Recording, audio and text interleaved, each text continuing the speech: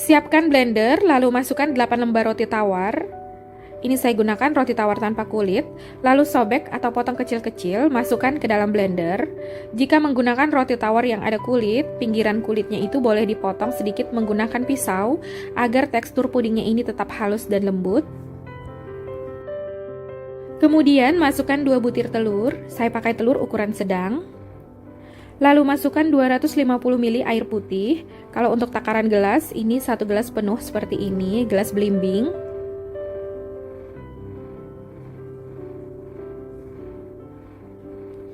Lalu masukkan 300 ml susu cair. Kalau untuk takaran gelas, ini 1 gelas lebih.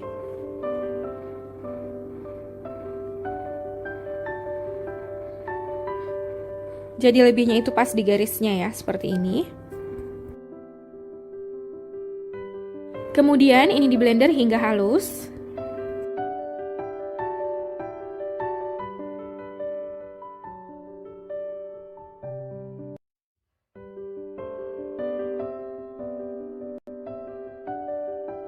Setelah di blender halus, ini disisihkan dulu. Selanjutnya, siapkan 1 buah panci untuk memasak. Saya pakai panci yang agak besar. Lalu masukkan 2 bungkus bubuk agar-agar putih untuk mereknya sesuai selera.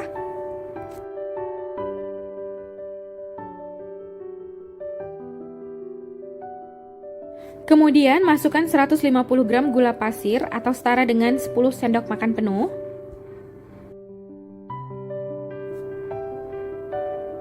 Sebelum menuang cairan, ini diaduk dulu hingga tercampur rata, agar ketika menuang bahan cair, bubuk agar-agarnya ini nggak menggumpal. Lalu masukkan 250 gram SKM atau setara dengan 1 gelas belimbing penuh. Jadi 1 gelas belimbing itu isinya 250 ml ya. Lalu masukkan 1 liter air atau setara dengan 4 gelas belimbing. Kemudian ini diaduk hingga tercampur rata.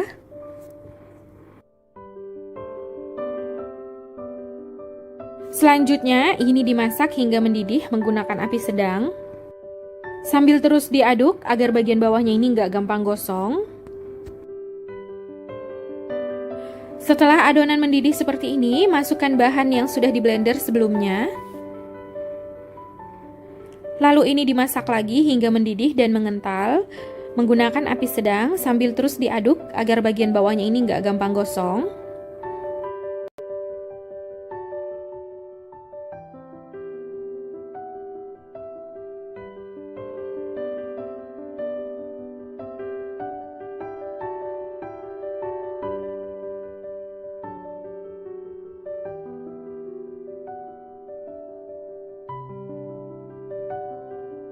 Setelah adonan mendidih dan mengental seperti ini, matikan api kompornya. Jadi bisa dilihat ini teksturnya udah menyerupai santan kental.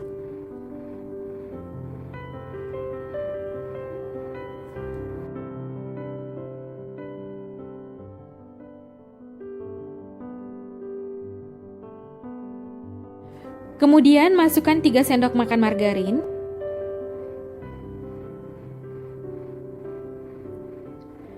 Lalu aduk lagi adonan hingga tercampur rata sampai margarinnya mencair.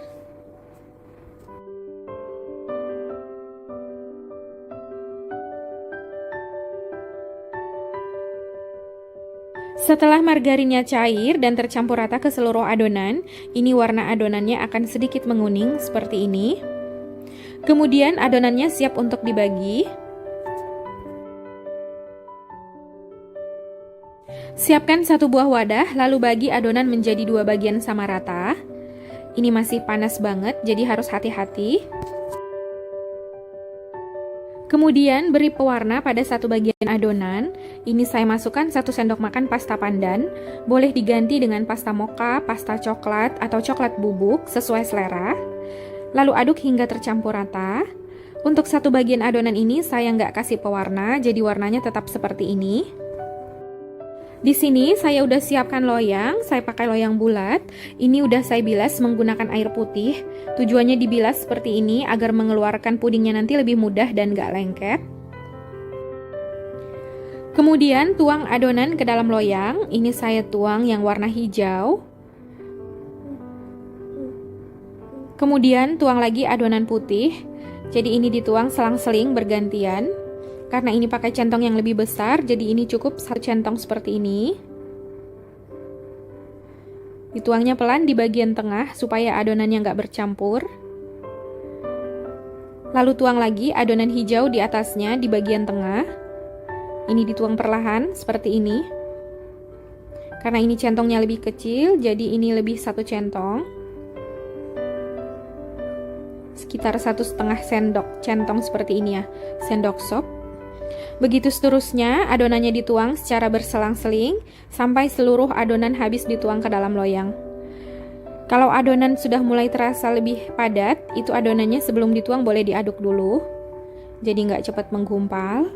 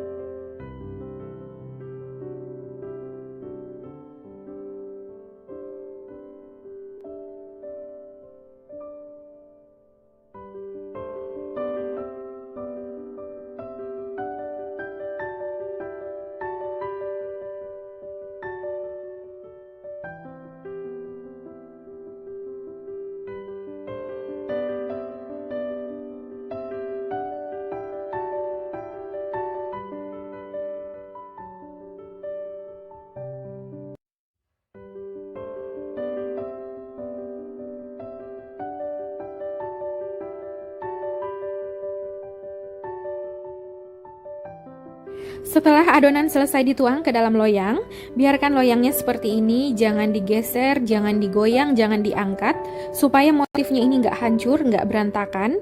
Jadi ini dibiarkan hingga set atau hingga mengeras sekitar 2 jam. Kalau udah mengeras baru boleh dimasukkan ke dalam kulkas. Jadi pudingnya ini dimakan dingin makin enak, apalagi kalau didiamkan semalaman di kulkas, rasanya ini makin enak. Jadi ini dibiarkan mengeras dulu, setelah mengeras baru disimpan di dalam kulkas ya.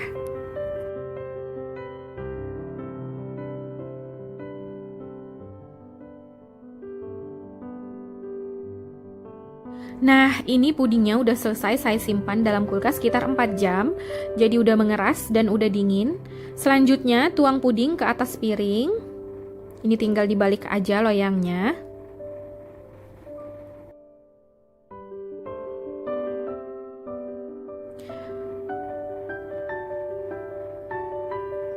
Kemudian ini loyangnya ditarik perlahan ke atas supaya pudingnya nggak hancur.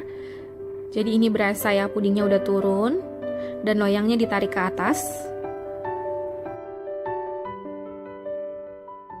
Nah, ini dia puding zebra pandannya udah jadi. Selanjutnya ini saya potong, sebaiknya menggunakan pisau yang tajam.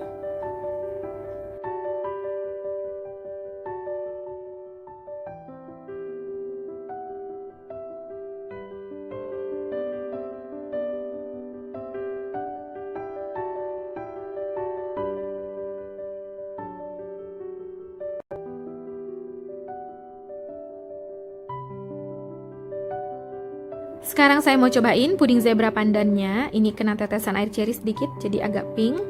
Warnanya ini cantik banget, slow. Jadi kalau mau warnanya lebih ngejreng lagi, boleh ditambah pasta pandannya. Ini cantik banget. Dari potongannya, ini berasa lembut banget ya.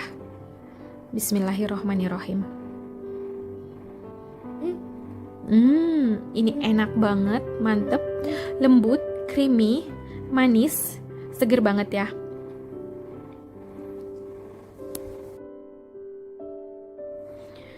Ini enak banget, apalagi dimakan saat cuaca panas seperti ini. Jadi teksturnya ini nggak keras sama sekali ya.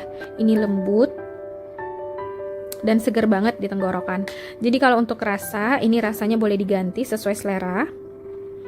Kalau suka rasa coklat, boleh diganti dengan pasta coklat atau pasta mocha. Ini enak banget ya. Dan makannya ini nggak ngebosenin. Ini saya udah habis 1 potong besar ya. Ini enak banget, mantul, recommended. Nah, gampang kan cara buatnya? Silahkan dicoba di rumah ya. Semoga video ini bermanfaat. Terima kasih sudah menonton. Jangan lupa subscribe, like, komen channel YouTube Atta Naufal dan tekan loncengnya juga agar tidak ketinggalan video terbaru dari kami. Sampai ketemu di video selanjutnya. Terima kasih.